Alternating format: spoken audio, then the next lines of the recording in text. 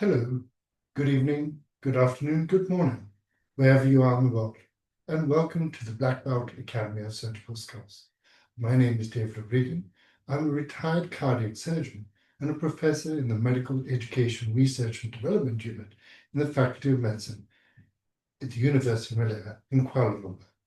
We come to you live from Kuala Lumpur and are helped by Dr. Aprajita in New Delhi, who's kindly joined us this evening despite having a nasty upper respiratory tract infection.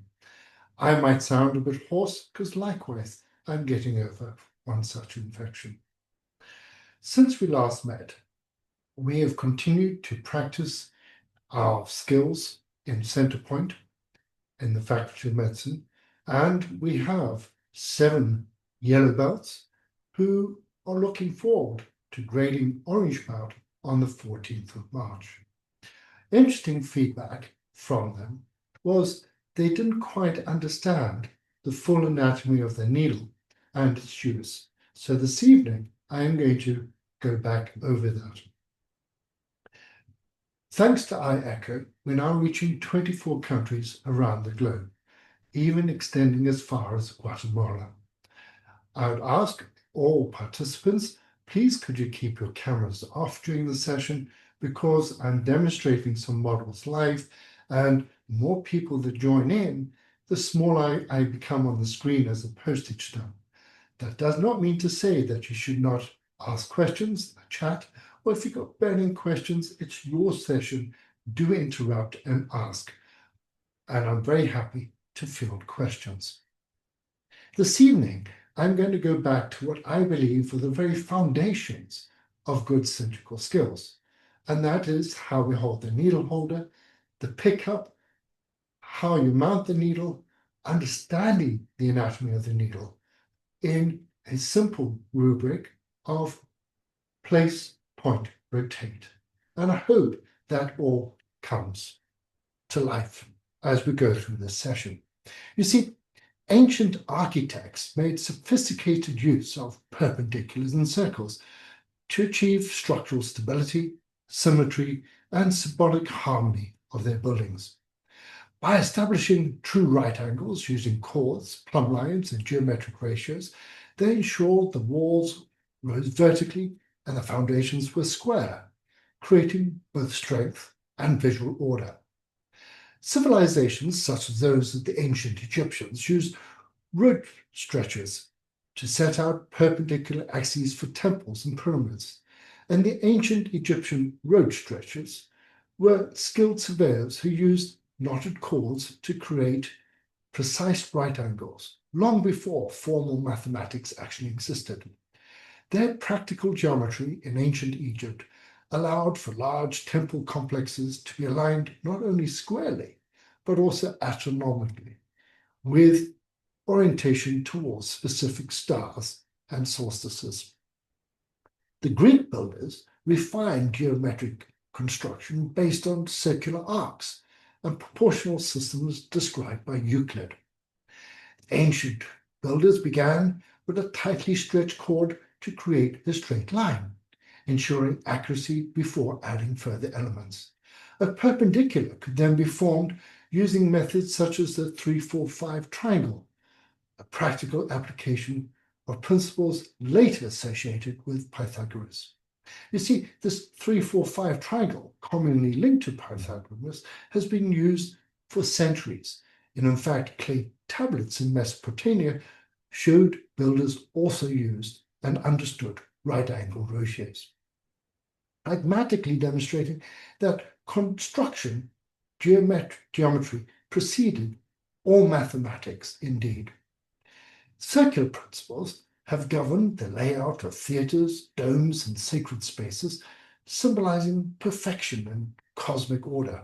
And this is evident in buildings like the Pantheon in Rome, whose vast dome is generated from a perfect hemisphere. Perpendicular grids provided measurable order on the ground, while circles expressed unity and transcendence in elevation. Together, perpendiculars and circles allowed ancient architects to combine practical engineering, precision with philosophical meaning, embedding mathematics in the very fabric of monumental designs. Alignment using perpendiculars and circles is achieved by first establishing a true baseline and then constructing geometry outward from a fixed reference. Vertical alignment was confirmed with the plumb rule, as you know, allowing gravity to define true and upright. Circles were set out from a fixed central point with a chord of constant length, ensuring that every point on the circumference remained equidistant from the center. By repeatedly checking equal diagonals in rectangles and equal radii in circular plans, builders ensured both squareness and symmetry. And through these disciplined geometric constructions, perpendiculars provided structural order and orientation, while circles ensured balance and harmonious proportion. Circle geometry was often symbolic as well as structural. The Pantheon fits this because it perfectly sits within a sphere, meaning the height to the oculus, if you've ever been there, equals the radius of the dome. This was not only a monumental engineering achievement, but a cosmological statement representing the heavens. The Greek theatres laid out using circular arcs to optimize acoustics, and the geometry helped sound travel across large open air amphitheatres, revealing that circles were not only precise but functional tools for performance, design, and not merely aesthetic choices. Medieval cathedrals and builders used a method called ad quadratum, based on the square, or ad circulum, based on the circle, to proportion entire buildings. Plans for structures such as Chartres Cathedral reveal geometrical relationships beneath elaborate ornamentation. In mathematics, of course, we also got the Fibonacci circle, and that is represented by the hand curling into a fist. Nature and mathematics come together. Interestingly, many monumental sites, including Stonehenge, incorporate circular layouts combined with precise alignments to solar events, suggesting that the perpendiculars and the circles were tools not only of engineering, but of timekeeping and ritual.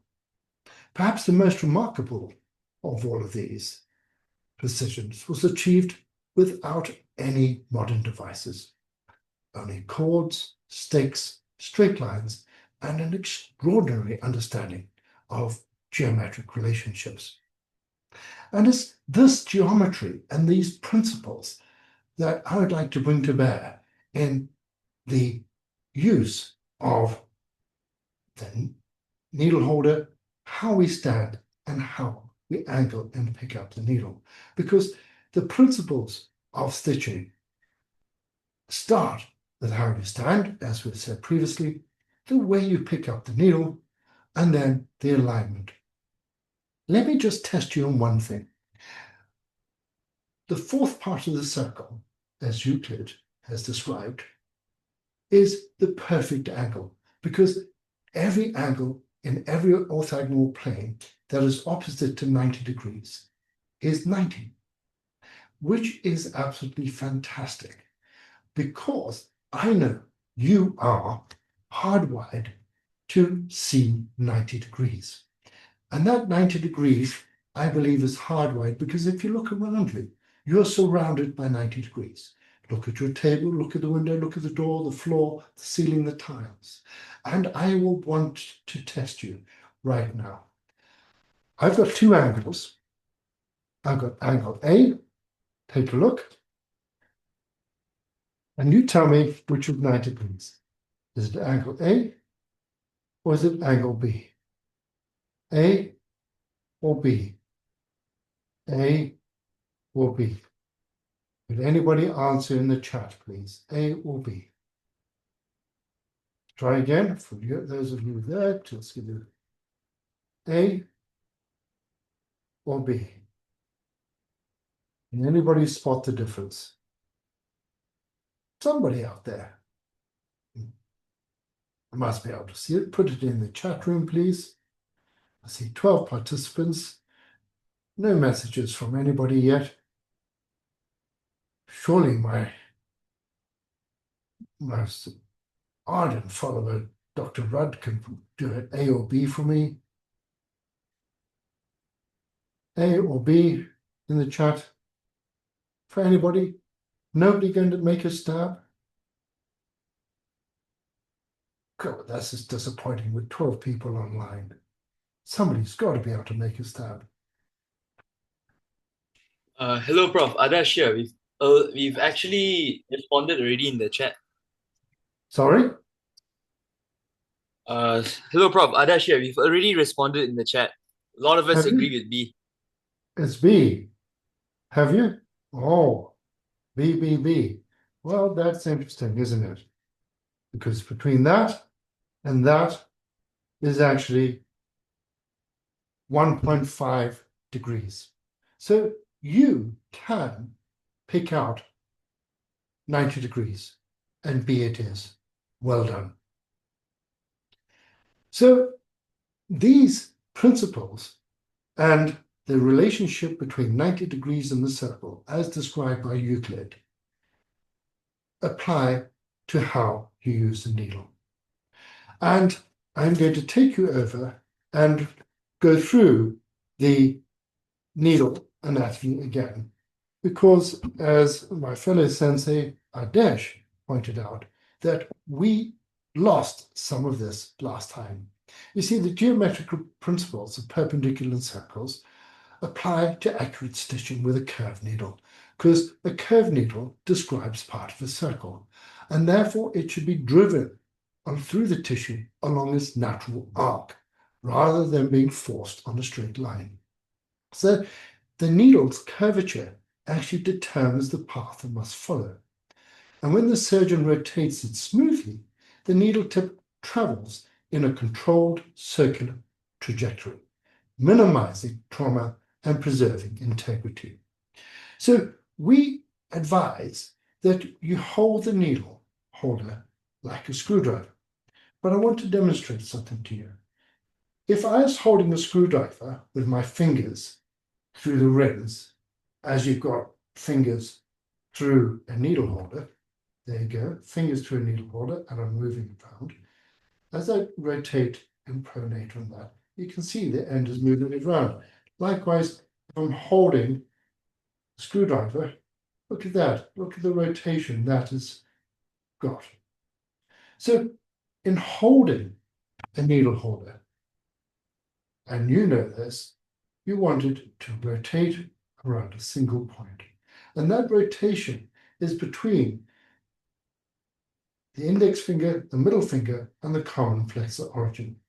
Now, pronation and supination and a muscle of the lateral aspect of the arm here and coleus stops the ulnar deviation. So to use that, excuse me, to use that on a needle holder, if you look at that needle there, and I'm going to put my fingers through, okay, and often you see the DIP joints through needle holders. You can't feel like that. But if I rotate it now, there's pronation and supination. It's kind of limited and the needle's moving around a lot. But if I'm holding it along the axis of pronation and supination, as I've described, between the index and middle finger and the common flexor origin, now I'll rotate the needle. Pronation, you see that point is now pointing perpendicularly down into the table, the pronation, and I'm coming around and supination. And I'm getting probably 270 degrees there. Admittedly, that's part of the shoulder movement as well, but the end of the needle is not moving. So what does it mean from anatomy of the needle? And Desh challenged me last Friday and said that we lost people on the anatomy of the needle. So I'm going to use a pencil by description. We have a pencil with a sharp bit, tapered, and this is effectively tapering is taking a blunt pencil and using a pencil sharpener. And you can see that the pencil sharpener is tapering that point. And machinery has meant that that point is getting finer and finer and finer as it milled. But if you look at it end on, you can see that there's a black dot in a circle, a tapered point needle. This is sharp and it's separating the tissues in its trajectory. We do not touch that taper. The rubber at the end of this pencil is fixed on the end of the pencil by a metal swage, and that is holding the rubber in. And the diameter of the swage is slightly bigger than the shaft of the pencil. We don't touch that either. So there are no-go areas at that end and that end. With increasing ability to shape the needles borders, shape needles, you can see now I have got a pencil and I've been shaping this with a Stanley knife. So I'm shaping this with a Stanley knife, and this is where the milling and the shaping can extend a long way down the shaft as you get more intricate designs of the cutting of end of the needle. Right.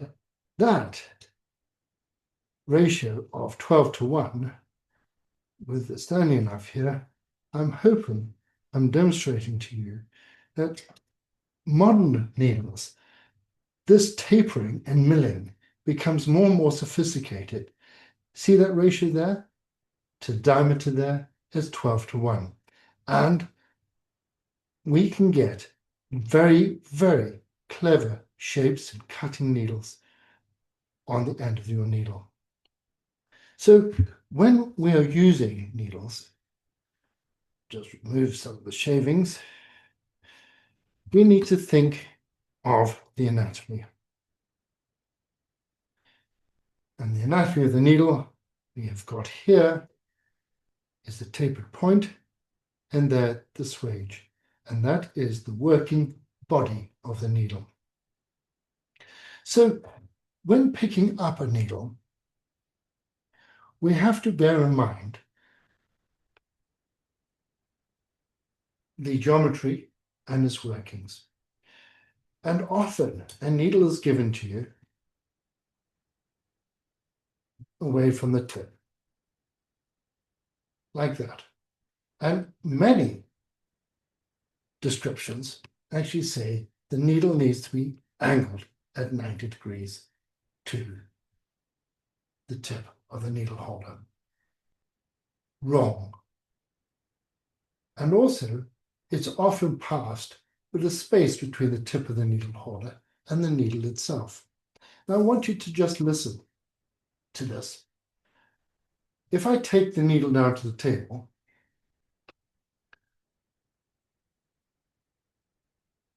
listen, and you'll see that that is not sitting at 90 degrees to the table. In fact, it is way off. It is way off. There's a space between the needle and the angle. It's angled out like that. Okay? It's not angled like that. It's angled like that. And we can hear that. So what we need to do is actually put it at the tip. So it's like that. Now, you can hear the difference. And I'm actually sitting down and my wrist is not displaced from my elbow. So I'm holding it on the middle of the shaft. There it is. No space between the shaft and the tip of the needle holder. I'm holding it on the halfway, So I can pronate back and I can point into the surface. Well, look what happens when I stand up. When I stand up, do you see that move from there to there? And that's now tilted. And listen to this. Okay, I'll go back down. So I'm sitting down, my wrist and elbow are not displaced. And I stand up and wrist and elbow are not displaced. So therefore, I have to make an adjustment. And that adjustment is fundamentally mathematics. And we previously said when you operate and you stand with slightly extended elbows, with your hands palm flexed. And this neutralizes the large muscles of the forearm and upper limb. The scapula is sitting on the chest wall. And now you are going to be using the intrinsic muscles of the hand. But it's this angle between the horizontal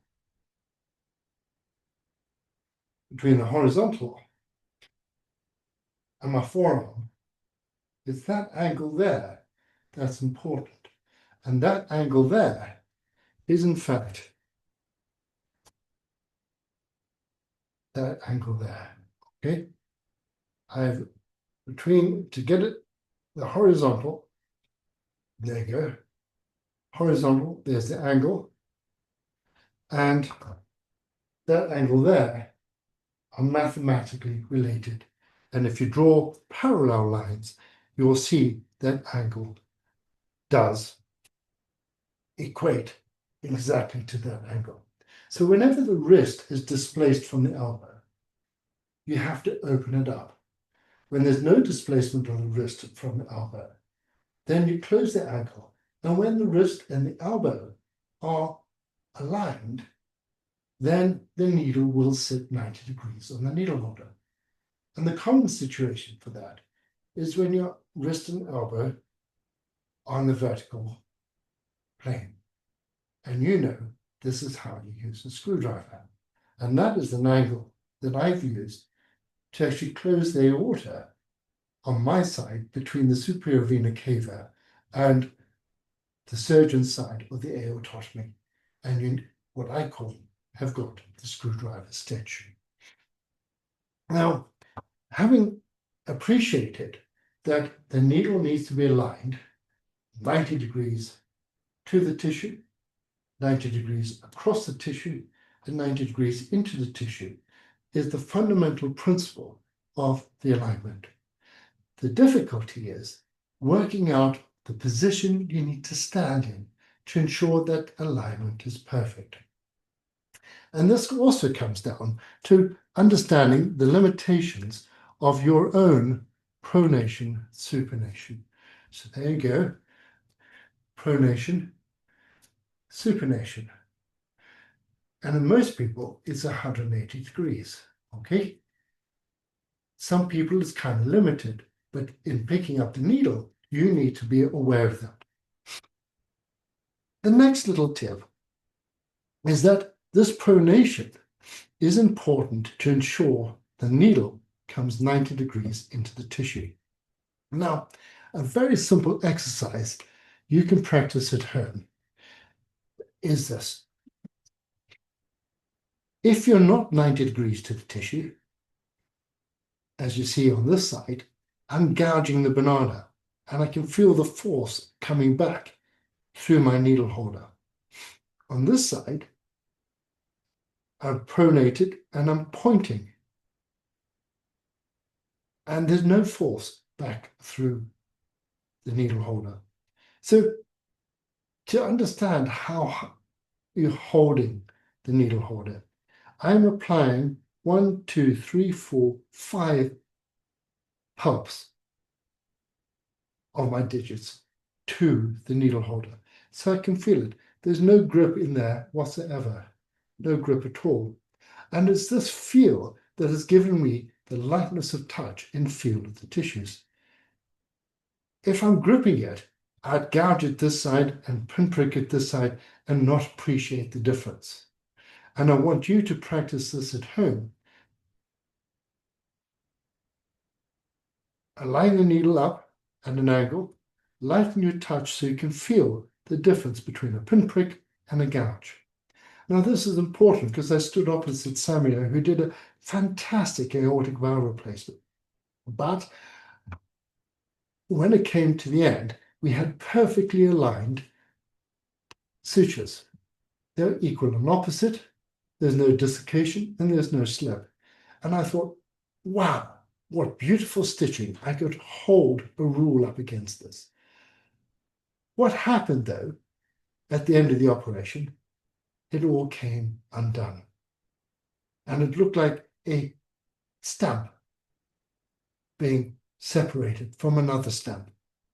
And what happened? I went round to take over. I picked up the needle and then I took a bite of the tissue. What did I feel? Nothing. I had no proprioceptive feedback through that tissue whatsoever. It glided through the aorta as a knife would go through butter. It would glide it through the aorta. I did a biopsy of the aorta, and this turned out to be cystic medial necrosis. But I closed it with 2 layers of Teflon because he wasn't consented for a root replacement. So the important thing is that the way you hold the needle holder and appreciate the difference between a pinprick and a gouge is a very simple thing. Now, a needle is located, the center of the needle circle is located at the midpoint of its curvature. And that is where we are going to be doing the rotation. And it's respecting this invisible center and maintaining consistent depth and spacing and equal radii from the wound edge that you get a balanced tension and precise approximation. In a sense, accurate suturing is applied geometry. The perpendicular entry provides orientation and stability, while the circular motion ensures a smooth passage with minimal tissue disruption. Just as the ancient builders embedded mathematics into stone, I believe a skilled surgeon embeds geometry into living tissue through disciplined, rational needle control. So as this needle has gone through at 90 degrees, it should rotate on the curve at 90 degrees as well. Now, the important thing in rotating the needle, you don't grab it in one place and then swing it through as if you're gaffing a fish. Once you've entered, your progress of the needle through the tissue is iterative. And if you divide it down, I'm just pushing short distances into the tissue and letting the needle do the work. The needle, as you can see here, comes out of the tissue and in most cases is supported by the tissue. So once you've passed the point and never catch the needle by grabbing the point, as I've just demonstrated on the pencils, continue your rotation until you get to the pickup point. Now, I'm not going to grab the needle there. I'm going to place my needle driver on the needle, on the surface of this banana, gently hold it, and I'm going to carry it out on the curve, and then apply the ratchet. So we'll just demonstrate that again. I'm going to take my needle. Note, if you're looking straight down, and I'll come down, zoom further. Zoom further. Now I'll come back into the picture. There you go. I'm pointing in, pronating and pointing into the banana, and I'm rotating it through iteratively.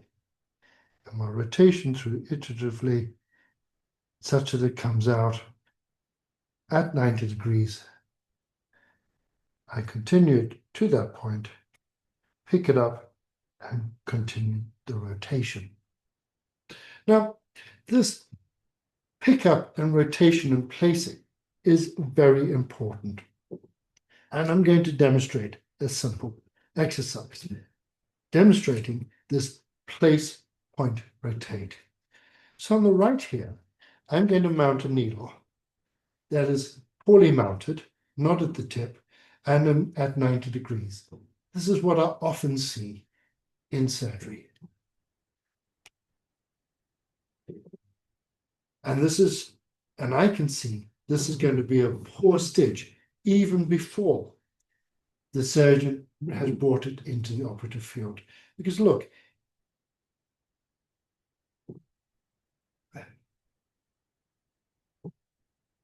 look at the damage that is causing to that surface. It really is ripping it up.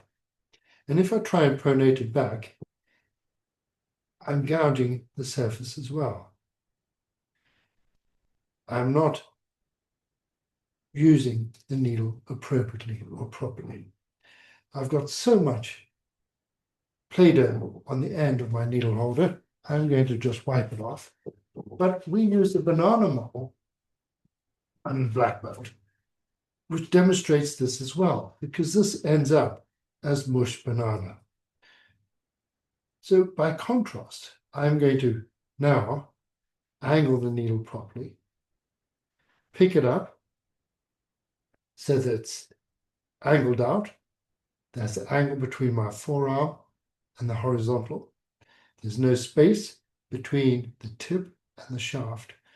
And I'm going to place a clean line. And note when I place, I'm now able to look at that and start to space.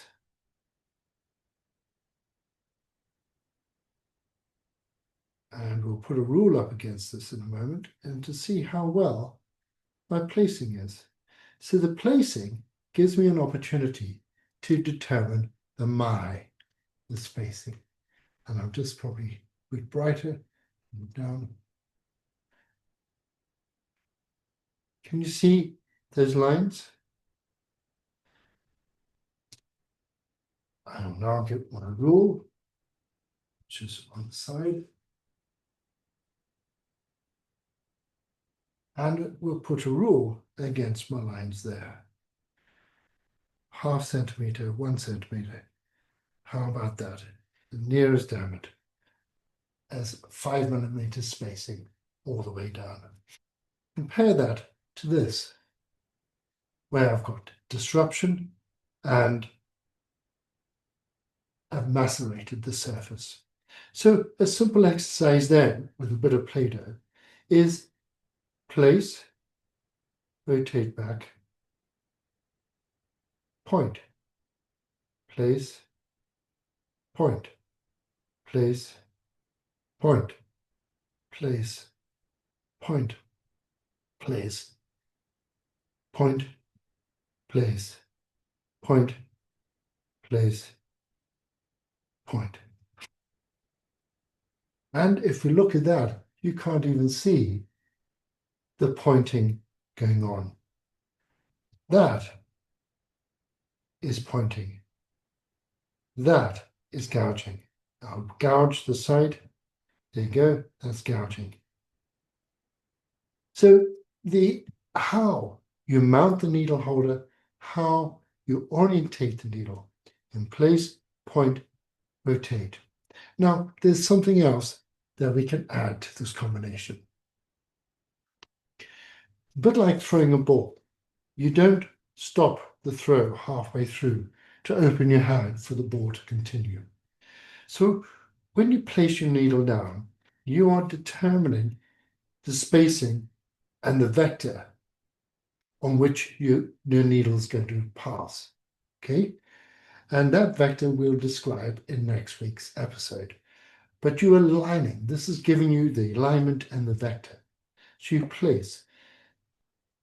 As I said, you've got to work out what body position you've got to be in to ensure that that 90 degrees to the tissue, 90 degrees across what you want to stitch, is aligned. Then we are going to pronate and point. And the point is not only separating the tissues perfectly because you're entering them between the wap and weft, think of a needle stitching a button to a shirt.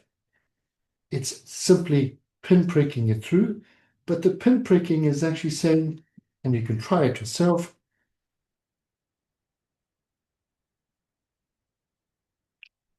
accurately putting your needle on the spot, okay? And for accuracy, you can practice trying to hit the spot.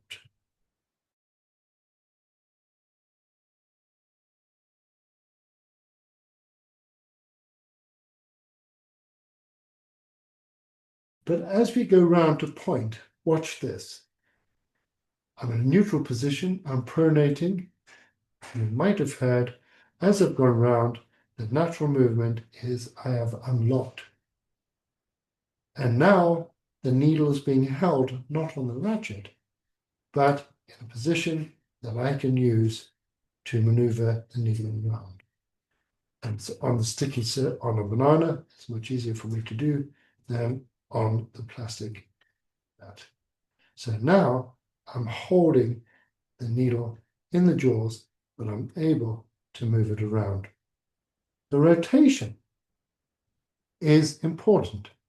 So when it comes, and we deconstructed stitching previously,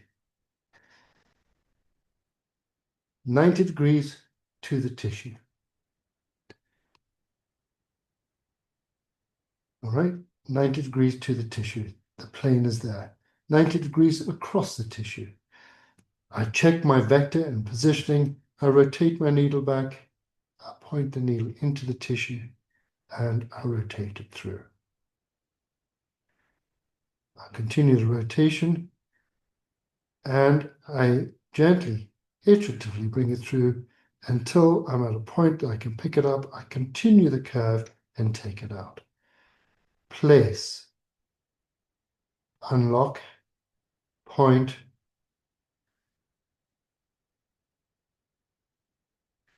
and rotate. Deliver on the curve. Place, unlock, point, and I'll reuse the needle to do the work for me and rotate. Okay. Place, point it back and rotate.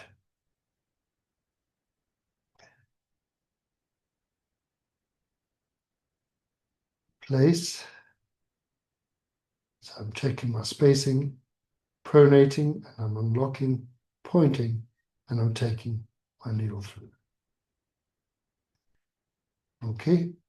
Now, this is a very difficult exercise. And this is an exercise that we use for green belts in the Black Belt Academy.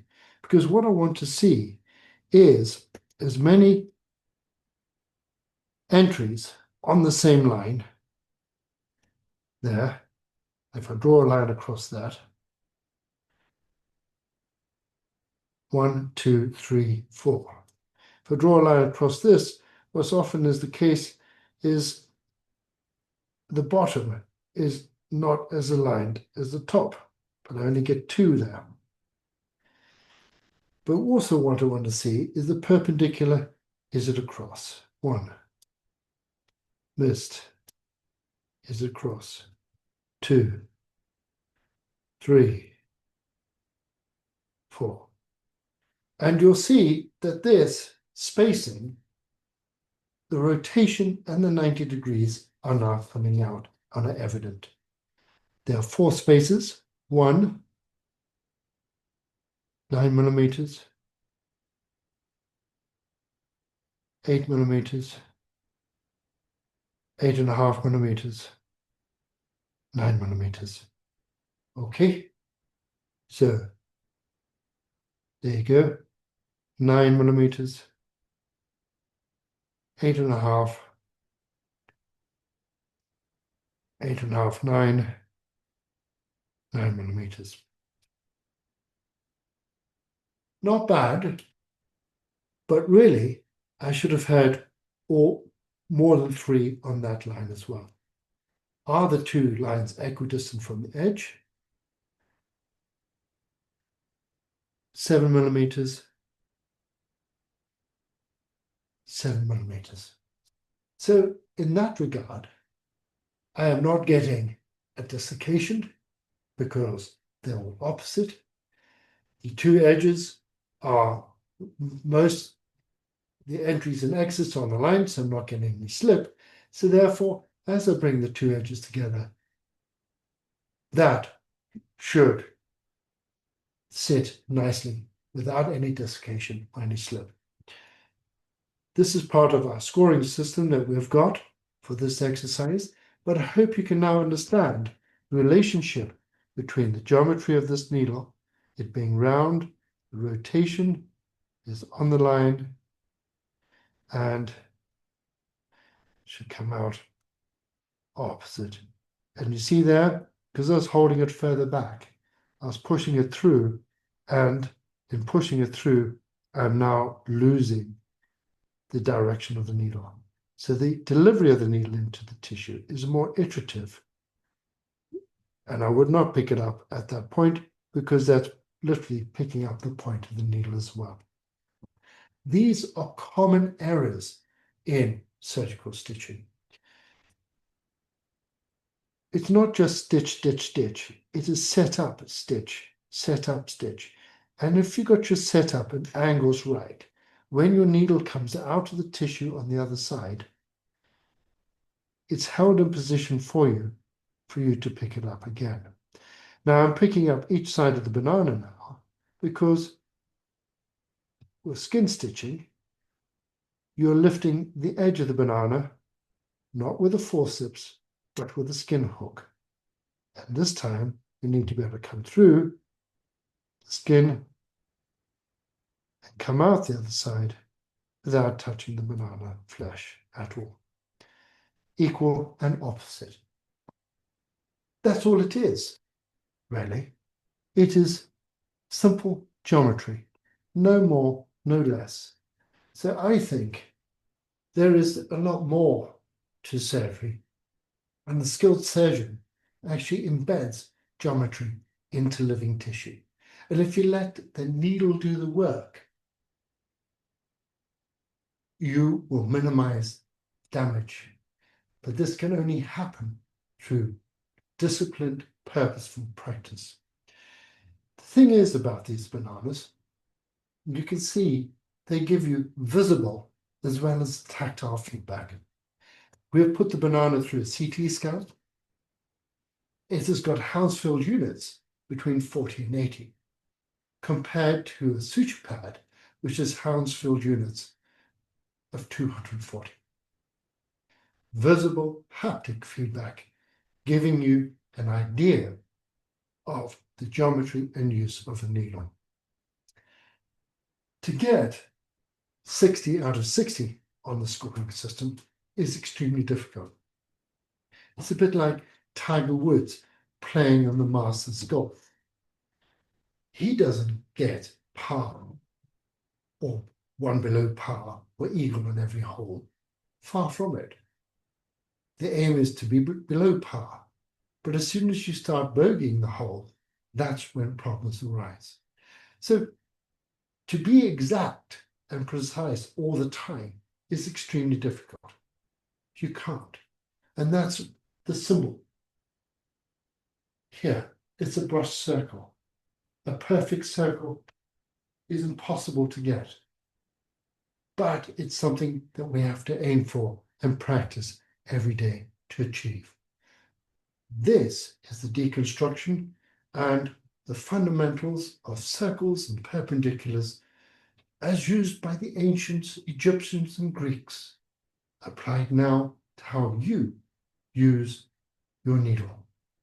And with that, I'd like to ask my fellow sensei, Prosile, to join the conversation, as well as Sensei Adesh, who's a student in the Faculty of Medicine, who has been practicing and these banana models.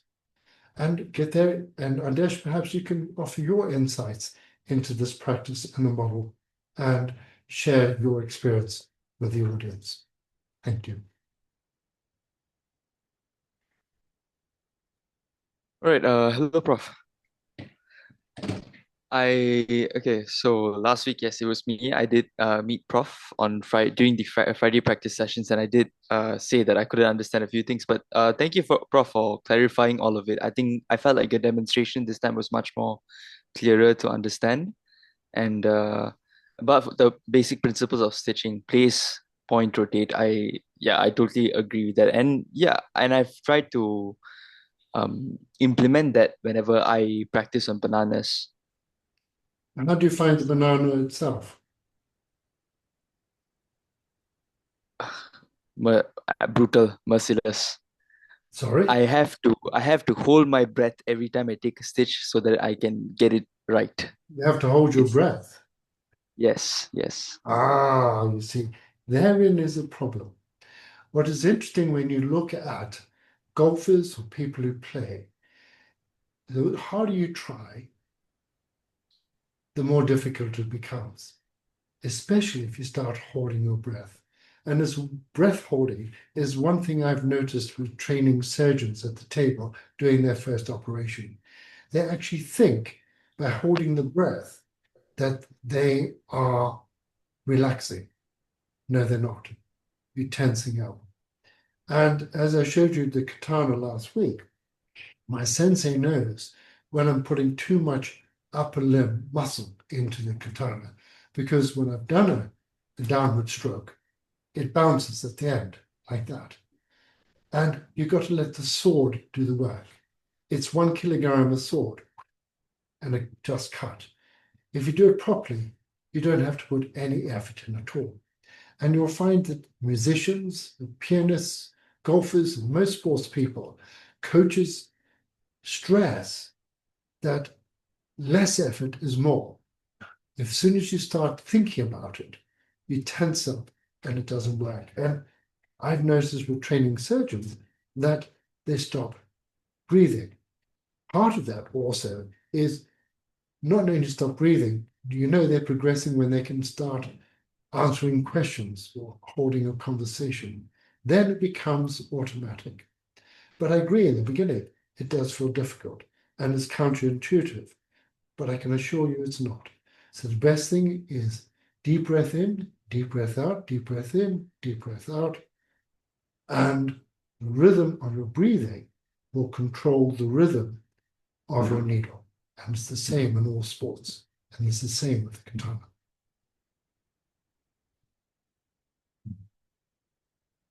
Any other observations or questions? Osile, your thoughts. Is Prof. Seeley there? Yes. Yes, Prof. Yeah. Hello, Your Prof. thoughts. Yes. Um,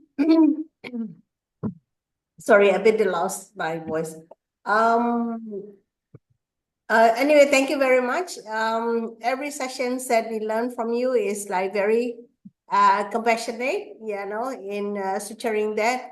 And I agree with him as well. This is like the banana is the best model that we found that, in a practicing. In fact, we could see the real impact of the needle on the banana skin, if we don't precise. Yes, yeah. Thank you so much. And again, when we go hold the needle, if not the tip of the needle holder, the driver, sometimes like if we go into when we go into a very deep structures, and then that needle will not get it to the precise place where we want to suture. Especially like even with the long needle holder, and then very difficult to reach to that area, especially in a retroperitoneal space if you want to suture it. And I could recall it, when we do lymph node dissection, lymph node dissection, when we want to go through the very deep right up to the, vena cava lymph nodes and aortic lymph nodes and all that. we cannot miss that the bleeder point also, then they are very near to the great vessel. So if let's say if like we don't put this needle right at the tip, then you will not get the precise place where we want to go in. So anytime even the nurses loaded for us for the needle, we still have to readjust on our own. So I think the surgeon is as the best person where we want to go exactly. We know the best. So it is like good to readjust it to right up to the tip. Indeed. And it's very important in every stitch that your pickup, that's 1, 2, 3, that's 1 is at the end, 2 it's angled out, and 3 is on the halfway, or 1 is on the halfway, 2 there's no space between the tip and the end, and it's angled out. That is vitally important. And when you think about it, pickup of a cricket bat, a tennis racket, a katana, a golf club, that is fundamental to its use. But we don't seem to stress or pick up trainees on the pickup and the use of the instruments and the needle. The needle is a bit like a tennis racket, a bit like a golf club, and it should be considered as such. It is there, and we've got to understand the anatomy as we described last week, and understand how to rotate it iteratively to let the needle do the work for you. The more effort you put in, the worse your stitching becomes. If you understand the holding of it and understand the feel of the instrument, then you'll understand the feel of the needle and you'll understand the feel of the tissues. And you'll have a good idea of what you're stitching.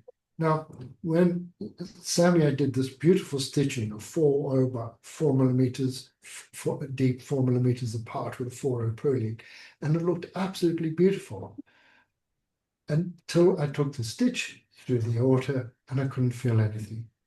And one thing I could not do, or cannot do, when standing opposite a trainee, I cannot feel the tissues because I'm not holding the instrument. And it's very important that you learn this lightness of touch or the feel of the instrument so you can feel the tissue. Because clearly Samuel, and when I thought about it, he was gripping the needle holder far too tight to give him any feedback at all. And the simple exercise of holding your needle against the tissue lightly, do that. You can see my needle bouncing there as it's coming in, gouging. Whereas if it's 90 degrees, there's no bounce at all. And I look at this and I think, that's me overdoing my cut with a katana and the needle holder is bouncing. There's that, I'm feeling it and there's no bounce in the needle holder. And appreciating how you hold the instrument and appreciating that difference, I think is also critical in learning how to use the instrument properly. Sorry. I also would like to request, Prof, in some other sessions that if you could demonstrate, how to get it to the deeper structures, how to suture it. Because we been learning a lot from you that, the banana, the skin model for the superficial. But for example, it's like a chicken thigh that we go to the deep structures, suturing or tying, on the vessels in the deeper, the space that we would like to learn from you though. Indeed, the principles, possibly, are exactly the same. But here, then, you require adequate exposure, retraction, assistance, and know how to use the assistant to expose it properly. Indeed, at depth, it's the exposure and the lighting that is of critical importance. Because when you can see it and you apply your needle to it, it doesn't matter about the depth, The alignment of 90 degrees is the same, and you can rotate. The difficulty is actually getting the access, and that all comes down to having, as you know, good assistance. We've got a question in the audience. All these videos are on the YouTube channel, on the Black Belt Academy of Surgical Skills. I've got to upload the most recent ones, but they're there. It's free access, and I hope you enjoy them. Any other questions from the participants? Well, I'd like to thank Prof. Sile. She sounds like she's got a cold as well. There's one going around in Brunei, one in New Delhi, as Dr. Apajita has got a cold, and I've got a cold as well. Colds across the globe. I'd like to thank the audience and for your attention. If it's made sense, please will you fill in the feedback form, and please will you share your experience with others if you felt it was meaningful. We'll continue to advance our stitching skills next week, as we've already alluded to do. Once you understand the anatomy, you understand the pickup and the place point rotate. Now we need to consider vectors and the alignment of the needle each time. In the majority of cases, as I said, it's 90 degrees to the tissue, 90 degrees across, and 90 degrees in. Think of that as the Chinese diving team hitting the water from a 17-meter board with no splash at all, because it was perfect at 90 degrees.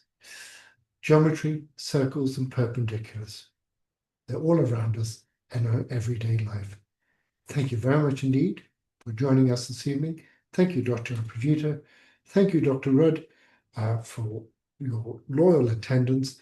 And your fishing line has not arrived yet, but I'll pop down tomorrow to see if it has. Thank you, be well, and see you next week. Bye-bye.